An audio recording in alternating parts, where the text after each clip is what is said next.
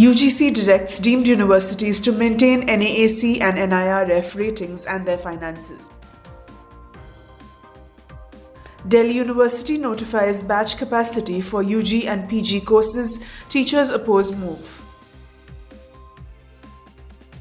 UGC to conduct workshop on NCrF to create awareness among stakeholders. 10% seat reservation announced under Parvaz for children of martyred forces personnel and poor families. Shiv Nadar School organizes 3-day International Arts Festival.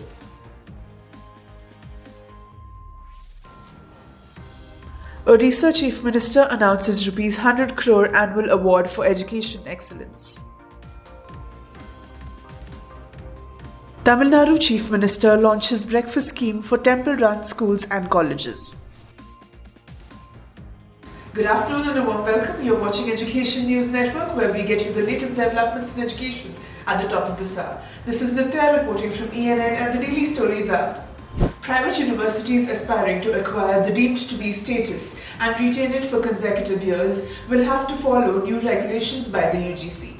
As per the new regulations, institutions with as many as 5 departments that have NAAC accreditation of 3.1 consecutively for 3 years for 2/3 of their eligible programs will get the deemed to be university status. Now, the HEIs would not have to wait for 20 years to get the status. In addition to this, the account books will have to be maintained, managed and operated in the name of deemed university to avoid financial irregularities. Jaishankar E. Variyar, Pro Vice Chancellor of GITAM, a deemed to be university, says this decision by UGC is progressive and will enable more universities to get deemed to be status. In the past, many private universities failed to get the status and had to suffer long waiting periods. The universities will have to focus on retaining the NAAC grade of 3.1 in 3 consecutive accreditation cycles, and to fulfill these criteria, the universities will need to produce excellent graduates and decent infrastructure. The teaching and learning outcomes will get a qualitative boost in the HEIs across the country, as they will focus upon achieving the desired level of NAAC rating. Delhi University has announced the number of students in each batch for undergraduate and postgraduate courses, a move that has been opposed by teachers' organizations for what they call bigger than ideal batch sizes. According to the notification sent to colleges on November 11th, Delhi University has fixed 60 students per batch for lectures, 30 for tutorials and 25 for practical classes in undergraduate programs. For postgraduate courses, the numbers per batch are 50, 25 and 15 to 20 respectively. Registrar Vikas Gupta said the university came up with the rule to observe uniformity in the teacher-student ratio across all programs it offers. These numbers do not include the supernumerary seats, which constitute 5% of the total strength and are allocated to students from sports and other quotas. The notification read, the college may decide on mentor and mentee group size as per the relevant provisions of the University Grants Commission's regulations as applicable from time to time.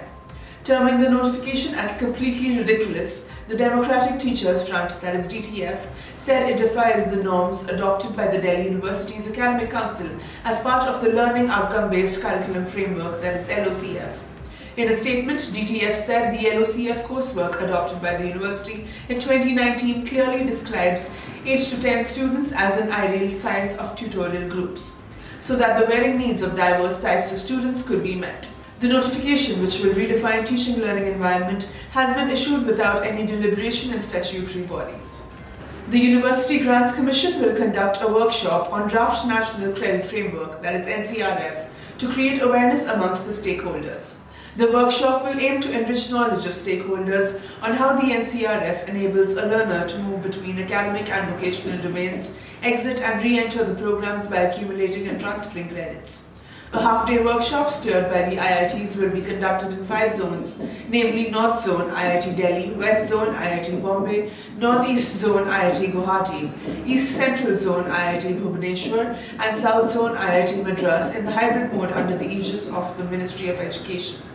In a letter to the Vice Chancellors, representatives of universities from the states and UTs, UGC Secretary Professor Rajneesh Jain urges to attend the workshop in the IITs earmarked for their zone for further dissemination of knowledge about NCrF among the student community and for the smooth implementation of NCrF in the institutions.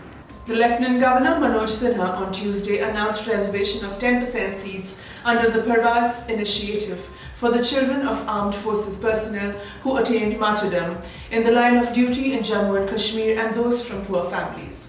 Earlier on November 8th, the centre had reserved medical seats this year in government-run colleges across the country for children maimed by terrorism in J&K or whose parents either died or suffered permanent disability in a terrorist attack. The reservation for MBBS and BDS courses was made from the central pool with effect from the academic year 2022 to 2023, and the selection would be made by the MHA based on marks obtained by the applicants in NEET UG 2022 and possessing the necessary educational qualifications. Shiv Nadar School, Noida recently held the 4th edition of its International Arts Festival, Kafila.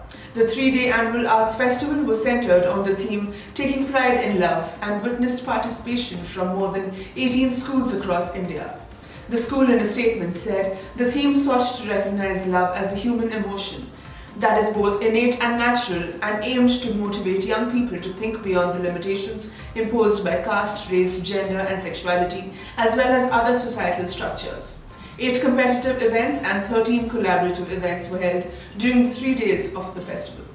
Odisha Chief Minister Naveen Patnaik on Wednesday announced Annual Excellence in Education Award worth ₹100 crores for school students, institutes and headmasters, teachers, school management, committees and alumni. The award will be given to 50,000 students, 1,500 teachers and others from 5T and other schools for their contribution towards education every year. The award will be given at block, district and state levels. The government also launched DigiLocker facilities for the Council of Higher Secondary Education and Board of Secondary Education, from where students can get their mark sheets and certificates. The free-of-cost breakfast scheme for 4,000 students of educational institutions run by the popular Palani Temple was inaugurated by Tamil Nadu Chief Minister M.K. Stalin on Wednesday.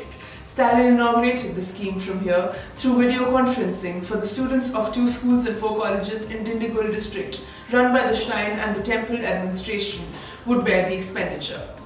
The students hail from places that are far away from their respective educational institutions, and the move is also considering their economic situation, the government said in an official release.